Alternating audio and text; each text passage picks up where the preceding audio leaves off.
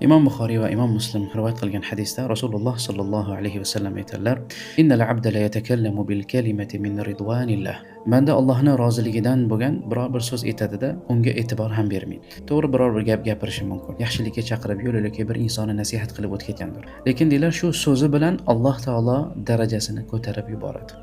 Va innal abda la yatakallamu bil kalimati min sakhatillah. Va shunday bir inson borki, Allohning g'azabidan bo'lgan bir so'z aytadi. Unga e'tibor ham bermaydi. Yolg'on gapirib oddiy sanab o'tib ketadi. E'tibor bermay, chaqimchilik, g'iybat qilar. O'zi e'tibor bermasdan birovni masxara qilib qo'yishi mumkin. Lekin deylar, shu so'zi sababidan do'zaxga qo'yiladi deydi. Odatda birovni ustidan kulib yoki boshqani sir asrorlarini gapirib yoki masxara qilib oxirida kulib bir hazil qildik deb qo'yamiz.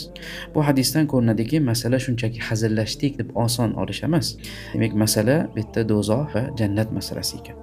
Abu Bakr radhiyallohu anhu o'zlarining tillariga ishora qilib, bu meni ko'p halokatlarga yeteklab olib boradigan narsa deb aytar ekanlar. Bu Rasululloh sallallohu alayhi vasallamdan keyin eng afzal bo'lgan insonning so'zi.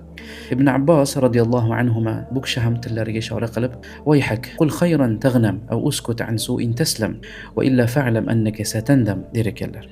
Ya'ni yaxshi gap gapirgin, salomat bo'lasan yoki hech bo'lmasa yomonlikdan tiyilgin, salomat qolasan. Agar sen bu ikkalasini qilmasang, nadomat topasan der ekanlar. Keyin aytar ekanlarki, inson hayoti dunyosida tili bilan yaxshi so'z gapirmasa, yaxshi narsalarga tilini ishlatmasa, qiyomat kuni eng g'azab qilgan va qo'rqib turadigani tili bo'ladi der ekanlar. Tilimizni yengilligi, harakatini tezligi, charchamasligi bizani aldab qo'ymasin. Yengil bo'lgani bilan ham zarari juda ham og'ir. Eng salomat yo'l Rasululloh sallallohu alayhi vasallam aytganlaridek yaxshi gapirish yoki sukut qilish.